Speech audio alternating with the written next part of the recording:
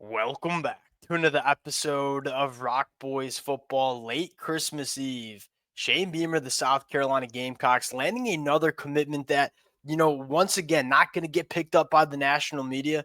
But if you're a South Carolina fan looking at this roster in 2025, you feel a lot better with Rodney Newsom Jr. from Western Kentucky committing to South Carolina on that offensive line. To me, Rodney Newsom Jr., it seems very similar to bringing in a guy like Nick Sharp. And you make no mistake about it, South Carolina, what are their aspirations in 2025? We want to make a run at the SEC championship and make the college football playoffs. We want to be playing football in the middle of December. If you want to do that at a high level, you got to have depth on the offensive line. You see offensive line injuries really derail seasons for a lot of programs. If you want to play 12 plus weeks of football specifically in the SEC, you damn well better be deep on the offensive line. Rodney Newsom Jr. might give you a plug and play starter, but certainly gives you that adequate depth. And you look at the inside of the offensive line, losing some guys that have played a lot of football, Simpkins, Lee, Bell. That might have been a position that was a little bit of a concern. You kind of feel good about Trevon Baugh going into year 3. I personally feel great about Tree Babalade kicking into guard. Guys like Marquis Anderson as well probably wanted to add a little bit more experience to the inside of the offensive line. You do that with guys like Nick Sharp and Rodney Newsom Jr. that have played a lot of football over the last couple of years. And you look at Rodney Newsom.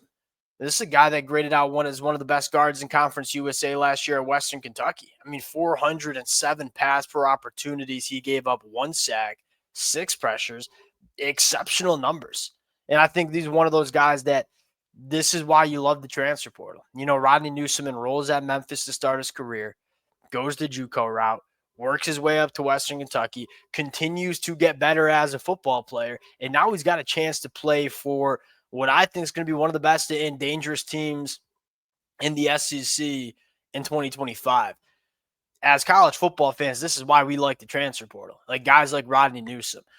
I want to get a little bit more into Rodney Newsom, talk about what this offensive line might look like in 2025, talk about Lenore Sellers signing the contract, which is another look. We kind of all knew Lenore Sellers would be back in 2025. I love the fact that South Carolina is taking care of their young studs. Guys like Dylan Stewart, guys like Lenore Sellers, Bam Martin Scott scenario. That's another thing we got to talk about. He might get another year of eligibility. And then I want to talk about some running back options for South Carolina as well. Justice Haynes was South Carolina's top target. He goes to Michigan. Where does South Carolina go at the running back room? That's another question we have now. Before we get into it, as always, to the South Carolina fans, one, the amount of Merry Christmas, first and foremost. I'm hoping y'all have a phenomenal holiday. And I wouldn't want to be doing anything else, and appreciate you guys checking us out. The amount of support that y'all have shown the fellas as we've talked the back half of the 2024 year, as we've talked about this team in the transfer portal, it has been amazing. Can't thank you guys enough. If y'all do enjoy the content, consider subscribing to the channel. Without further ado, let's get into Rodney Newsom a little bit now. Really athletic interior offensive lineman. He's not this massive body, but he's got really good feet. He can work up to the second level in the run game.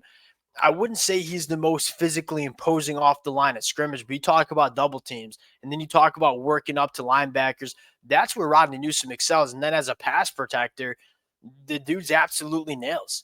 I mean, 1 sack, 6 pressures, really can create a clean pocket for a quarterback on the inside of the offensive line. To me, this is a guy that I don't even know if he'll start, because I think like guys like Trevon Baugh and Tree will be ready to go. But if you got to start him, I feel very comfortable if South Carolina had to start a guy like Rodney Newsom going into 2025. He played 6 snaps, I believe, at center from what I saw. So maybe you get a little bit of guard center versatility. You're still looking for who's going to be the starting center for South Carolina in 2025. It could be Rodney Newsom. I think that's an interesting storyline to probably monitor over the next couple of months. Are we working him in at center in spring practice? Could he be a guy that plays center for South Carolina in the 2025 year? That's probably what I'll be keeping an eye on. The next talking point real quick, Lenore Sellers signing his $2.7 million. To me, deserves every penny of it. I think will be one of the best quarterbacks in the country in 2025. Bam Martin Scott, to me, that this might be the biggest storyline for South Carolina in this offseason. I don't have a lot of question marks about what South Carolina is going to be trotting out there from a roster standpoint in the 2025 year. I mean, it's a young, talented team that even if you lose some guys to the NFL, you feel pretty good about where South Carolina sits. The off-ball linebacker spot, you are losing so much production from guys like Demetrius Knight and Debo. If Bam Martin Scott won an absolute stud. I mean, if he's back with South Carolina in 2025, I think he's an all SEC caliber guy. You don't see many 6'2", 240 that has the closing speed that Bam Martin Scott has. If he gets another year of eligibility, that to me mitigates and kind of melts away what to me is the biggest question mark on the South Carolina team. That's off-ball linebacker. And you go and get Sean Murphy a couple of days ago. We talked about it. There's a lot of really talented positions in the transfer portal. The off-ball linebacker one is probably not one of them. And so it's hard naturally to go get a starting caliber off-ball linebacker because I wouldn't say it's the most talented position available in the portal. We'll see if that changes after the college football playoffs. I could certainly see some backers from some of these college football playoff teams hitting the transfer portal. Getting Bam Martin Scott back, who would be the leader in that linebacker, and probably have Fred Johnson playing next to him. All of a sudden, you're looking at that backer room and saying that might be a pretty dang good unit for South Carolina in 2025. That is a very big storyline to monitor if you're a South Carolina fan. He's a 2019 guy coming out of high school, so one of my strengths is not getting into the legal documents and trying to figure it out. I will trust people who are smarter than me when it comes to that. I will be following that situation relatively closely. Last thing we got to talk about, the running back position. So Justice Haynes, South Carolina clearly wants to address the running back spot. They took a really big swing at Justice Haynes. He ends up going to Michigan. I'm not saying you don't have guys on your roster that you like, but you probably do want to add a running back to that room. A couple of names I'll throw out there. One, Cam Seldon. Now, the knock on Cam Seldon is hasn't played a ton of football. The plus for Cam Seldon is this kid's a freaky athlete. 6'2", 220, ran a 10.7 in the 100-meter dash coming out of high school. Didn't really know what position he'd play. He was maybe an off-ball linebacker. Maybe he was going to played a lot of wide receiver at the high school ranks, whether he'd play running back. It sounds like he wants to play running back, which it would make sense that over the first 2 years at Tennessee didn't get a ton of opportunity because he was still probably learning the position a little bit. This would be a high risk, high reward in terms of the risk would be just him not playing and not being ready to play a running back spot for South Carolina. But the reward is getting a freaky dude that was a top 100 national prospect because of his athleticism. You bring him in to play running back, that light turns on in 2025, you could be getting one of the better running backs in the SEC.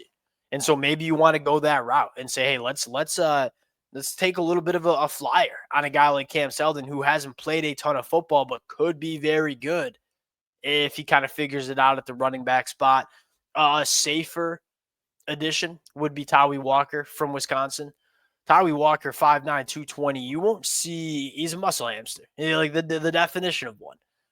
Really thick lower half, deals with contact exceptionally well, started his career as a walk-on at Oklahoma, kind of morphed into the starting running back for Oklahoma in 2023.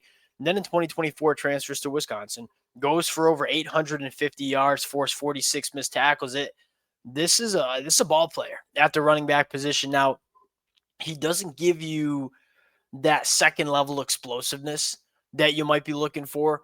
But in terms of a battering ram running back that is going to get some of those hard yards, Tawi Walker to me makes a lot of sense. One fumble in his career. Like that's another thing that if you're looking for just a serviceable running back that we can trust with ball security and get some of those hard yards, Tawi Walker could be that guy. Now, I'm going to throw out one more name. And this is a little bit just more for fun, but I do think this could be a possibility. And I know his brother played at Clemson. Trevor Etienne. He's got another year of eligibility, was a stud at Florida his first 2 years, transferred to Georgia. Why I'm bringing up Trevor Etienne is it sounds like he might have just gotten passed up by five-star Nate Frazier at Georgia. Well, look, we all know Trevor Etienne can be one of the best running backs in the SEC, dealt with some injuries. I wouldn't say got buried in the depth charts. I think a healthy Trevor Etienne still could be the starting running back for Georgia. But with the addition of some of the young cats that Georgia has in their running back room, I could see Trevor Etienne testing the waters and maybe trying to find another spot. This one, I wouldn't be surprised to see him hit the portal, and this would certainly satisfy that running back position for South Carolina. And you make no mistake about it. Like, South Carolina wants to run the football, and they want to have a difference maker at running back. We all know what a healthy Rocket Sanders brought to South Carolina. They'll probably be trying to find another one. They were with Justice Haynes. Does Trevor Etienne pop in the portal, and does South Carolina pursue him? That's another question mark.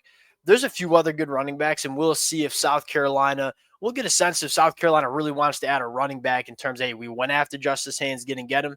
Are we going to be going after other running backs? That's something that I'll kind of be following. A lot going on for South Carolina. We'll close it there. Appreciate you guys rocking with it. If y'all do enjoy the content, consider subscribing to the channel, and we'll talk to y'all later.